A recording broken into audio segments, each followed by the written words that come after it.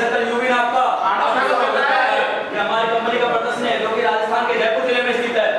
आइए अब हम अपने कंपनी के उत्पादन प्लांटों के बारे में बताते हैं जो कि इस प्रकार है। जयपुर प्लांट, रोकड़ा प्लांट, जयपुर प्लांट, सीधे विकल्प ग्रुप की एक हमारी कुछ कंपनियां हैं जो इस प्रकार है। एयरटेक, इलाजो, योसिम, ओरिएंटल इत्यादि।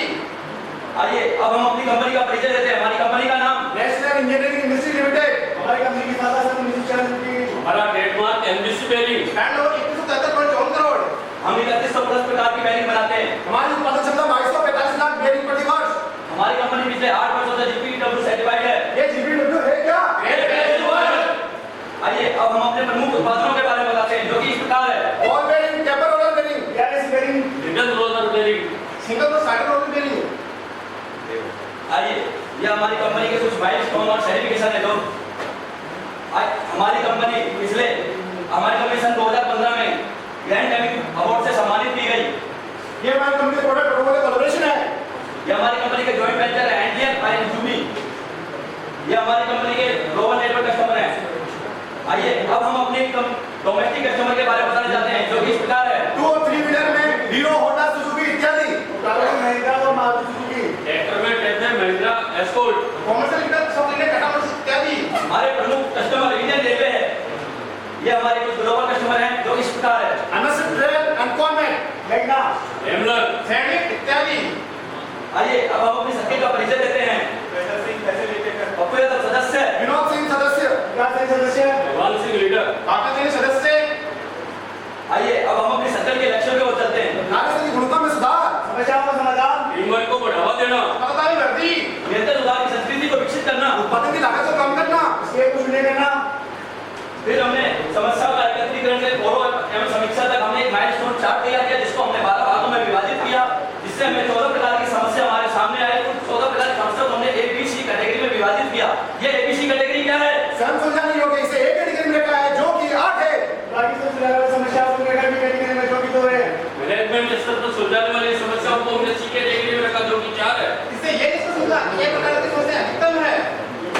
आइए फिर हमने अपनी समस्याओं का चयन किया जिसमें हमने एक कैटेगरी में सबसे अधिक समस्या पाई जो कि 8 प्रकार की है। वो इसमें करना है। बेकिंग प्लेट को स्टोर में ले जाता है उसके फेस में मार्क में डेंट आ जाना, ड्रिल मशीन पर ड्राइव प्लेट, प्रेशर प्लेट को बनाते समय उसका एंगल एक बार में सेट नहीं होना। डिजिटल मशीन पर कार्रवाई शुरू रखते समय ऑपरेशन के दौरान काटना शुरू का टूट जाना। बैकिंग प्लेट बॉडी ऑपरेशन में कूलेंट होल के कारण इंसर्ट टिप का टूट जाना। गेयर प्लेट के टीथ का बार-बार टूट जाना। सीएनसी मशीन पर एक बार में सर्किट का बन पाना और समय लगेगा। मैग्नेट मशीन, ग्राइंडिंग मशीन के मैग्नेट चक का फेस बार-बार खराब होना। फिर हमने सर्किल के सदस्यों ने मिलकर एक समस्या का चुनाव किया जो एक प्रकार की समस्या में जिसको हमने प्राथमिकता दी। समस्या नंबर 7 सबसे अधिक प्रथम स्थान लेकर हमारे सामने आई। जो ये समस्या नंबर 7 क्या है? सीएनसी मशीन पर एक बार में सही ट्यून का ना बन पाना व अधिक समय लगना। फिर आइए अब अपनी समस्या को लाइन लेआउट चार्ट द्वारा आपको बताते हैं। आइए अब मैं आपको हमारे मिल निर्माण की प्रक्रिया को बताता हूँ। सबसे पहले हम रॉ मटेरियल लेते हैं, उसके बाद में टर्निंग ऑपरेशन करते हैं। टर्निंग ऑपरेशन करने के बाद में नेक्स्ट ऑपरेशन के लिए उसको क्वालिटी इंस्पेक्शन में भेजते हैं। उसके बाद में अगले चरण के लिए उसको हार्डिंग प्रोसेस के लिए भेजते हैं। हार्डिंग प्रोसेस के बाद में उसकी हार्डनेस टेस्ट करते हैं। हार्डनेस टेस्ट करने के बाद में फिर हम उसको अगले चरण के लिए सीएनसी हार्ड टर्निंग पे ले जाते हैं। उसके बाद में पुनः उसका क्वालिटी इंस्पेक्शन करते हैं। उसके बाद में जॉब को पार्ट वॉक करके सरफेस कर देते हैं। सरफेस करने के बाद में उसका फाइनल इंस्पेक्शन करते हैं जिससे हमें पता लग सके कि हमारा प्रोडक्ट क्वालिटी मानदंडों के अनुसार सही है या नहीं। इस पूरे प्रकरण में हमारा problem generation point CNC hard turning है और यही हमारी पे समस्या आती है। इसको लिए हमें इसको बड़ी सावधानी से करना पड़ेगा क्योंकि यही पे फील्ड में रनआउट व बैंड आने की समस्या आती है। आइए अब हम समस्या का परिचय देते हैं। मैं आपको फ्यूल के उपयोग और फ्यूल को बनाने के दौरान आने वाले फ्यूल के बारे में बताना चाहता हूँ। फ्यूल को इसमें माउंट करके 45,000 आरपीएम चलाते हैं। अलग-अलग बेरिंग के लिए अलग-अलग फ्यूल की आवश्यकता होती है। फ्यूल के दोनों सिरे को थोड़ी रखी होती है। एक सिरे को स्पिनर माउंट किया जाता है, दूसरे पे ग्राइंडिंग माउंट किया जाता है। इसके द्वारा इनर और आउटर को ग्राइंड किया जाता है। ग्राइंडिंग के दौरान उसका रनआउट अधिक आता है, फ्यूल बैंड हो जाती है, थ्रेड खराब होती है, इससे बेरिंग की क्वालिटी में इफेक्ट होता है। जैसे कि आप इस वीडियो में देख पा रहे हो कि हमारी प्रथम चुनौती है सीएनसी फ्यूल को पकड़ने के लिए अत्यधिक फ्यूल की आवश्यकता होती है। दूसरी चुनौती हमारे सामने हार्ड टर्निंग की एक्यूरेसी की फ्यूल की एक्यूरेसी बहुत अधिक होती है। तीसरी चुनौती हमारे सामने इंस्पेक्शन की क्योंकि इस पोजीशन में इंस्पेक्शन करना मुश्किल होता है इसलिए हमें डायल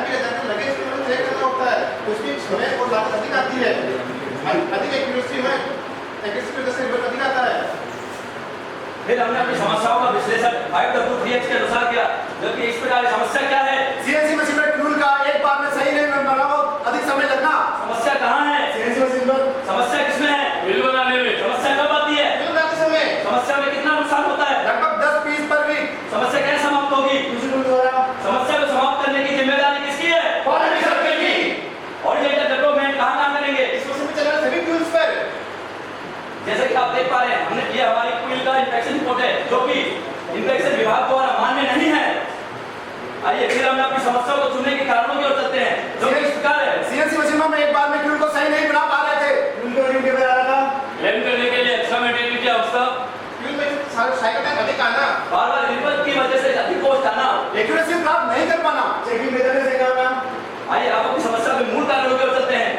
क्लेम करने के लिए एक्स्ट्रा मेटल की आवश्यकता होती है। बार-बार रिवर की वजह से भी कॉस्ट आना। बिल का चेकिंग मेथड सही नहीं होना, एक्यूरेसी प्राप्त नहीं कर पाना। फिर हमने बिना पिक्चर में बनने वाली क्विल का डाटा विश्लेषण किया, जो कि इस प्रकार है। इसके बाद हम इसका डेवलपमेंट किया, जिसमें पाया कि बिना पिक्चर के बनने वाली क्विल की बड़ी संख्या और सर्विस की आवश्यकता थी।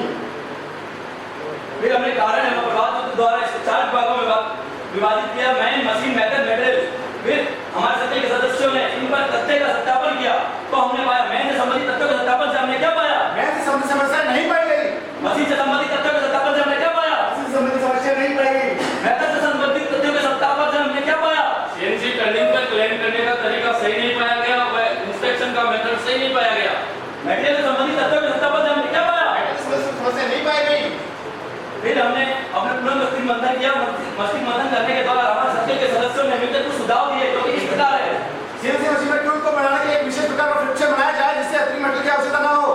फ्यूल को सेंटर में सेंटर पकड़ने की व्यवस्था हो, जिससे बेहतर एक्यूरेसी प्राप्त की जा सके। बिल को 2 सेटअप में पकड़ के बनाया जाए। क्योंकि निर्माण में सॉलिड टीम, सॉफ्टवेयर टीम की सहायता ली जाए। इसके बाद सभी के सदस्यों ने मिलकर हम समाधान की ओर आगे बढ़े। फिर हमने देखा, अपने जॉब एरिया और पिक्चर की मदद से हमने इस पिक्चर को सीएनसी मशीन में माउंट किया, जो कि इस प्रकार है। अब फ्यूल को माउंट करने के लिए अतिरिक्त मेटल की आवश्यकता नहीं है। अब हमने फ्यूल को सेंटर में पकड़ के बनाया, इसलिए पूरा फ्यूल चलाने की आवश्यकता नहीं पड़ती। पिक्चर के माध्यम से बिल को सेंटर टू सेंटर पकड़ने की व्यवस्था की, जिससे एक्यूरेसी प्राप्त हो सके। फिर हमने जॉब एरिया के साथ बनने वाली बिल का डाटा विश्लेषण किया, जो कि इस प्रकार है। स्लाइड के माध्यम से आप देख पा रहे हो, हमने समाधान से पूर्व हमारी औसत 10 पीस पर फ्यूल रिवर हो रही थी, जो कि समाधान के पश्चात औसत 5 पीस पर वीक फ्यूल प्राप्त हुई, जो हमें स्वीकार नहीं था। हमारा लक्ष्य 0 है। इसके बाद हमने तुलनात्मक ग्राफ बनाया, फिर इसका तुलनात्मक अध्ययन किया, जो कि इस प्रकार है। अतिरिक्त मेटल की आवश्यकता नहीं है। एक तो है चलाने की आवश्यकता नहीं पड़ती। सेंटर टू सेंटर पकड़ने की व्यवस्था की गई। फिर हमने इसका समाधान में पुनः विश्लेषण करने के बाद कुछ अमल में लाए गए पॉइंट हमारे जो इस प्रकार हैं। सेंटर टू सेंटर क्लेम किया जाए। सेंटर लेकिन ऑपरेशन किया गया। एफआई टूल के स्थान पर बिल को 2 के लिए की मदद से 2 सेटअप में बनाया जाए। फिर हमने समाधान का पुनः विश्लेषण किया। फ्यूल की लोडिंग का साइड कंट्रोल न हो पाना, जगह में 3 से 5 मीटर बनाना। बिल माउंटिंग का डायमीटर सही टॉलरेंस में नहीं बन पाना। फिर इस ये संविधान हमें स्वीकार्य नहीं था, तो हमने पुनः मस्तिष्क मंथन किया। पुनः मस्तिष्क मंथन करने के दौरान हमारे सदन के सदस्यों ने कुछ सुझाव दिए, जो कि इस प्रकार है। लैपिंग ऑपरेशन में डायमंड पेस्टिंग की सहायता ली जाए। फ्यूल के लोडिंग डायमीटर को यूनिवर्सल मशीन पर गिराया किया जाए। सीएनसी टर्निंग के स्थान पर स्टूडल मशीन का प्रयोग किया जाए। नाव को कंट्रोल करने के लिए बैलेंस किया जाए। सेकंड टर्निंग के बाद डायमीटर और फेस में 50 माइक्रो मटेरियल छोड़ा जाए। जैसा कि आप देख सकते हैं, हमने 2 मशीनों के बीच में तुलनात्मक अध्ययन किया, सीएनसी मशीन और स्टूडल मशीन, जैसे कटिंग टूल और शार्पनेस और कटिंग स्पीड के द्वारा। जैसा कि आप देख सकते हैं, सीएनसी मशीन में हमने कटिंग टूल में सीवन एक्शन का इस्तेमाल किया और स्टूडल मशीन में ग्रेडिंग व्हील का। वही शार्पनेस सीएनसी में हमें पाई गई और स्टूडल में नहीं। फिर हमने कटिंग स्पीड सीएनसी मशीन में धीमी पाई गई और स्टूडल मशीन पे तेज पाई गई। फिर हमने इसमें से कुछ इंप्लीमेंट पॉइंट नोट किए, जो कि इस प्रकार है। सेकंड टर्निंग के बाद रोटेटिव फाइनल साइज बनाने के लिए ग्राइंडिंग ऑपरेशन जोड़ा जाए। सेकंड टर्निंग के बाद 50 माइक्रोन जी ऐड किया गया। ग्राइंडिंग प्रक्रिया के लिए स्टूडल मशीन का प्रयोग किया जाए। स्टूडल मशीन का सेंटर टू सेंटर ग्राइंड किया गया। व्हील की माउंटिंग के लिए सभी ऑपरेटर्स को ट्रेनिंग दी जाए। जैसा कि आप देख सकते हैं, स्लाइड में हमने स्टूडल मशीन पे बनने वाली व्हील का ये हमारी इंस्पेक्शन रिपोर्ट है, जो कि इस प्रकार है। लोकेटिंग बॉडी -4 माइक्रोन मांगी गई थी, जो कि हमें -1 माइक्रोन प्राप्त हुई। राउंडनेस हमें 2 से 3 माइक्रोन मांगी गई थी, जो हमें 0.49 माइक्रोन प्राप्त हुई। आरए वैल्यू 0.8 से लेकर के हमें मांगी गई थी, जो हमें 0.15 प्राप्त हुई। फिर हमने इसका तुलनात्मक ग्राफ बनाया, जो कि इस प्रकार है। इसके 50 स्कोर में तुलनात्मक किया, जिसमें पाया कि समाधान के पूरे यूनिवर्सिटी की 10 फीस थी। जो मिलकर शून्य हो गई। यही हमारा लक्ष्य था जो हमने प्राप्त कर लिया।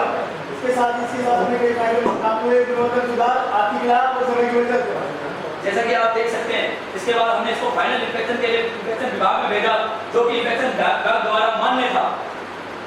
फिर हमने R&D टीम के साथ मिलकर इस पूरे प्रोसेस का एक मानकीकरण किया। मानकीकरण करने के बाद हमने अपनी समस्याओं के समाधान के लिए कुछ प्रत्यक्ष और अप्रत्यक्ष लाभ हमें प्राप्त हुए। प्रत्यक्ष लाभ, ड्राइंग के अंदर सभी टॉलरेंस पाई गई, जीवन शून्य हो गया, प्रोडक्टिविटी में सुधार आया, साइकिल टाइम कम हुआ, अब कुल बनाने के लिए ज्यादा मटेरियल की आवश्यकता नहीं। ईंधन की खपत कम हुई, अप्रत्यक्ष लाभ, टीम वर्क की भावना का बढ़ना, क्वालिटी सर्विस का जिंदगी में बढ़ना, आत्मविश्वास का बढ़ना, एक दूसरे को चारों समझने का अवसर मिलना, कार्य के प्रति रुचि बढ़ना।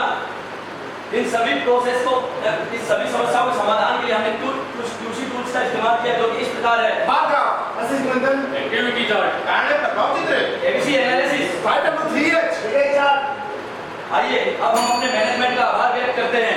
प्रेरणा और उत्साह श्री रोसा मुझे धन्यवाद। प्रोत्साहन के लिए दूरदर्शन सर का, सुझाव के लिए श्री राजेंद्र जी का धन्यवाद, सहयोग के लिए R&D टीम और विभाग का।